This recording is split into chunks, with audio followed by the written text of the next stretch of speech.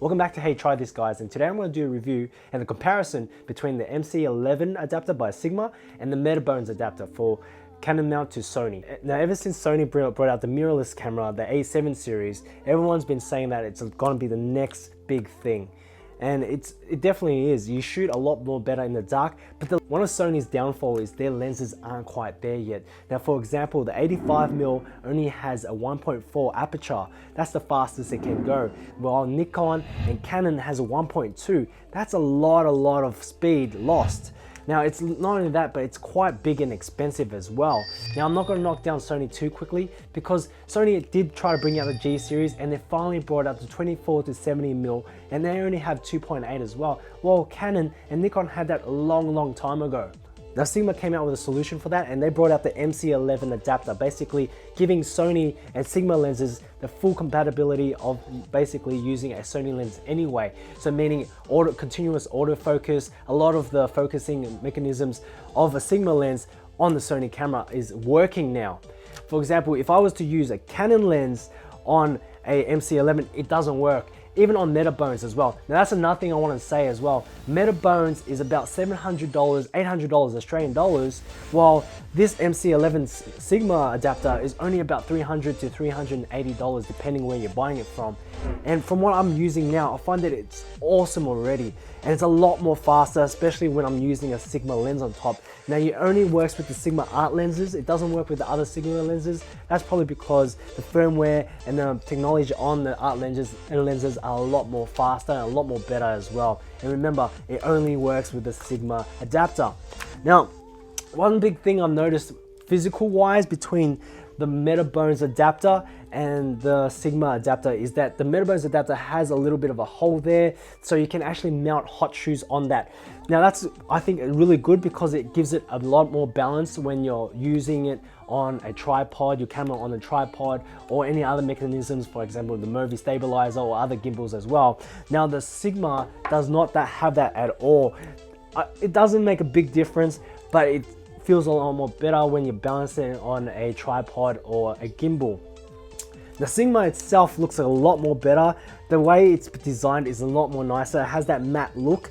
While the Metabones thing does look like an aftermarket kind of adapter, it doesn't look that fantastic, but Metabones has been out for a long time. It's been trusted for a long time. Now my prediction is that Metabones prices are gonna go down because the Sigma adapter is just ripping it to shreds. It's basically almost half price. Now the Sigma and the Metabones adapters both are update compatible, so you can stick them into your computer and update the firmware on the adapters for further use. So they're gonna continuously update their firmware, making these lenses work a lot more better. Now, one downfall about the Metabones is the price, and I find it a little bit more slower than using the Sigma lenses on it and the Canon lenses on it. You have to use different types of focusing areas for the Metabones, but I guess Sigma made something for their lenses and not for Canon. And of course, a lot of the compatibilities on the Sony is autofocus, continual autofocus. If you're a video guy, it's definitely great to use a Sony with something that has auto, which is one of the best functions you can ever use on a Sony. One thing that I did notice when I was using this, that it did make a lot of noise. So guys, this is the same setup as Casey Neistat's setup. You notice that there's a lot less focusing hunting. You don't even hear it at all. Look, ready? There's no focusing hunting at all, unless I go a bit closer and you hear a bit of focusing. Now the Canons actually stop focusing when they're actually in focus.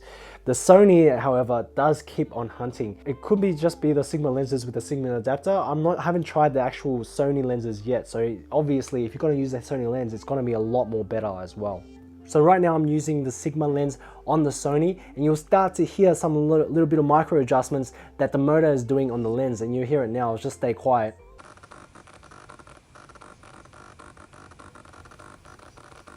So you can actually hear that. Now to combat that, I'm going to use a microphone on top of that.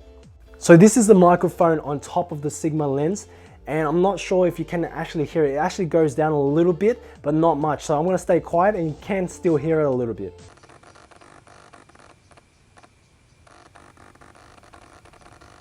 And there you go guys, it's not that great. So I'm going to do a shootout test now and see how it goes. So I'm going to use the focus area to be very small. So I'm going to shoot at something very close by. I'm going to focus on something far first and see how long it takes. So I'm going to shoot this Metabones adapter. Now I'm going to try to shoot the macro. There you go.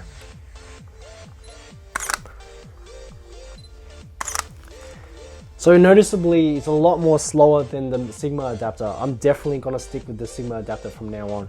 So the comparison between the Metabones and the Sigma adapter is that Sigma adapter is a lot more better. The MC11 adapter is a more efficient, more faster, a lot more cheaper. It's about $350 to $380 Australian dollars compared to the $750 to $800 Metabones adapter.